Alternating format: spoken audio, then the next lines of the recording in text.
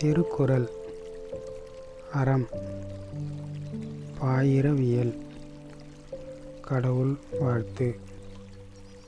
குறள் 3. மலர்மிசை ஏகினான் மானடி சேர்ந்தார் நிலமிசை நீடு வாழ்வார்.